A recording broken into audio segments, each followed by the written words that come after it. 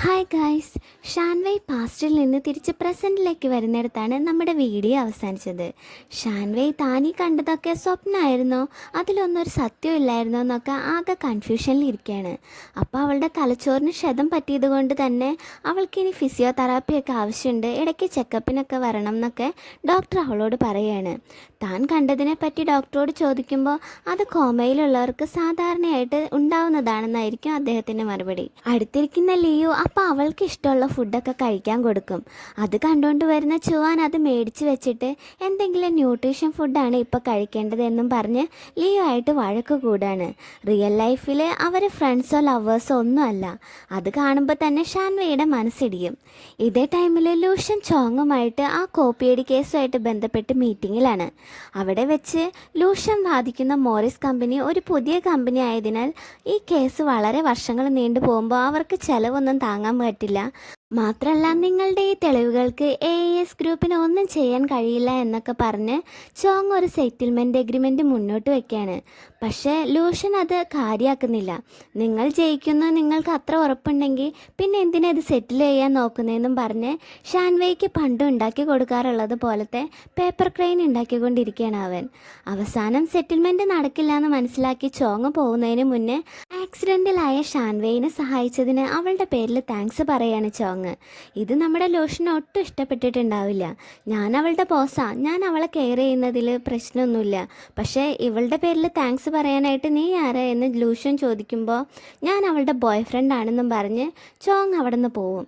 ഇത് കേട്ട് അവൻ്റെ കലി അടക്കാൻ പറ്റാതെ അവനുണ്ടാക്കിയ ആ പേപ്പർ ക്രെയിൻ വലിച്ചെറിയാണ് അവിടെ. പിന്നീട് അവൻ്റെ ലോ ഫേമിലെ ബോസിന് ലൂഷ്യന് ഒരു കോഫി ഉണ്ടാക്കിക്കൊണ്ടിരിക്കുമ്പോൾ ഷാൻവൈക്ക് ലോ ഫേമിലേക്ക് തിരിച്ചു വരാൻ താല്പര്യമുണ്ടോ എന്ന് വിളിച്ച് ചോദിക്കാൻ ബോസ് പറയും.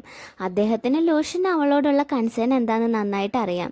ലൂഷ്യൻ ബോസിനോട് വിളിക്കാൻ പറയുമ്പോൾ അതൊക്കെ നിങ്ങളുടെ ഇടയിലുള്ള കാര്യമാണ്, എന്നെ അതിനകത്തേക്ക് വലിച്ചിടണ്ടെന്നും പറഞ്ഞുകൊണ്ട് പോവാൻ നേരം ഷാൻവയുടെ കോഫി കൊള്ളായിരുന്നു, പക്ഷേ ഇതൊന്നിനും കൊള്ളില്ല എന്നും പറഞ്ഞ് അവനെ കളിയാക്കിയിട്ടാണ് അവിടെ നിന്ന് പോകുന്നത്. ഇവിടെ ലൂഷ്യൻ അവളെ കാണാതെ വല്ലാത്തൊരവസ്ഥയിലായിരിക്കും.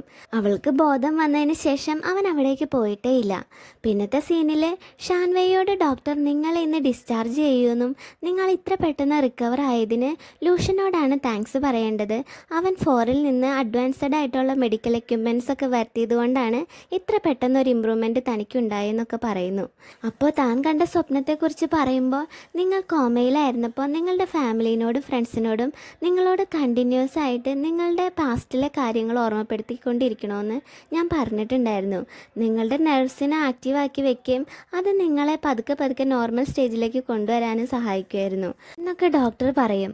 ഇത് കേട്ട് അപ്പോൾ ബ്ലഡ് ഡൊണേഷൻ കാർഡിൻ്റെയും ബസ് സ്റ്റോപ്പിൽ ആ സൈൻ ബോർഡിൻ്റെ ഒക്കെ കാര്യം സത്യമായിരിക്കും.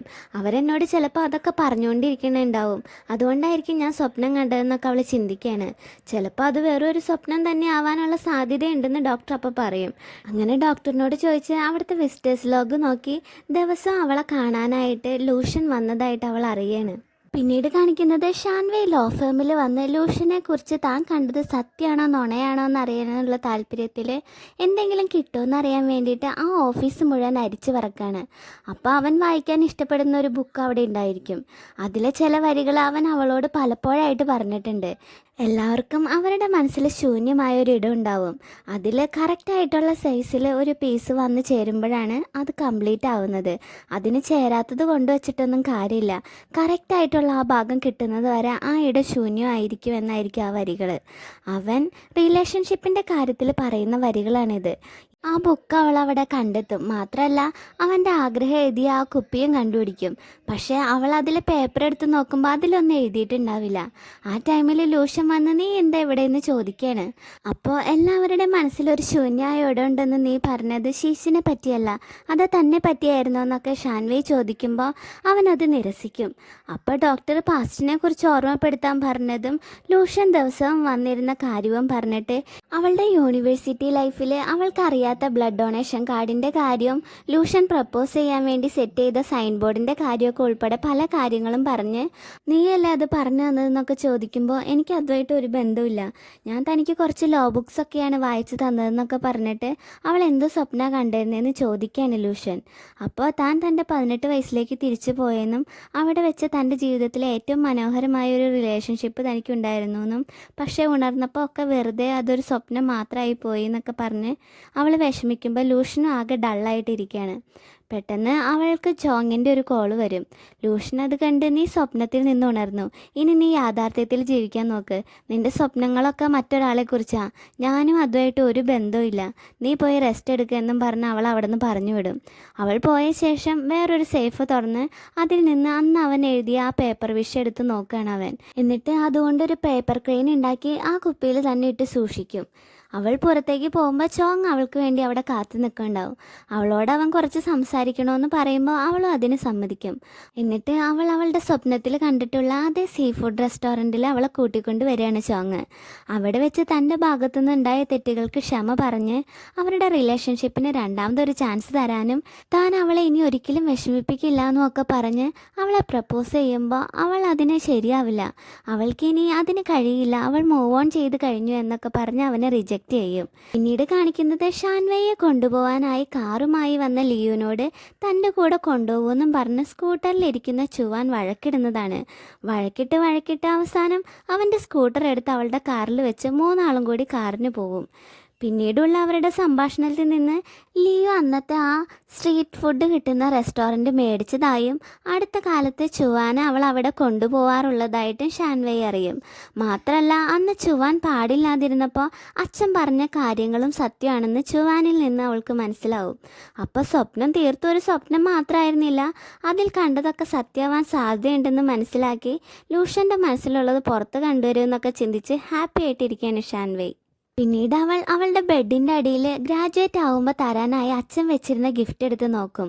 അത് സ്വപ്നത്തിൽ കണ്ടതുപോലെ തന്നെ അതേ ബോക്സിൽ അതേ വിഗായിരിക്കും. അത് കണ്ട് അവൾ സന്തോഷത്തിൽ കരഞ്ഞുകൊണ്ട് അച്ഛൻ്റെ ആ ആഗ്രഹം സാധിക്കാനായിട്ട് താൻ എന്തായാലും നാഷണൽ ജുഡീഷ്യൽ എക്സാം പാസ്സാവുമെന്നും അത് കഴിഞ്ഞ് ഈ വിഗും വെച്ച് അദ്ദേഹത്തിൻ്റെ ഖബറിൽ അദ്ദേഹത്തെ കാണാൻ വരുമെന്നും തീരുമാനിക്കും. അടുത്ത സീനിൽ കാണിക്കുന്നത് ലൂഷൻ അസിസ്റ്റൻ്റ് ആവാൻ സമ്മതിക്കാത്തത് കൊണ്ട് വലിയ ആറ്റിറ്റ്യൂഡൊക്കെ ഇട്ട് ജോലിയൊക്കെ വിട്ടിട്ട് പോയ ഷാൻവേ ഇപ്പം ജോലിക്ക് തിരിച്ചു കയറാൻ വേണ്ടി അവരുടെ ബോസിനെ സോപ്പ് ഇടാണ്.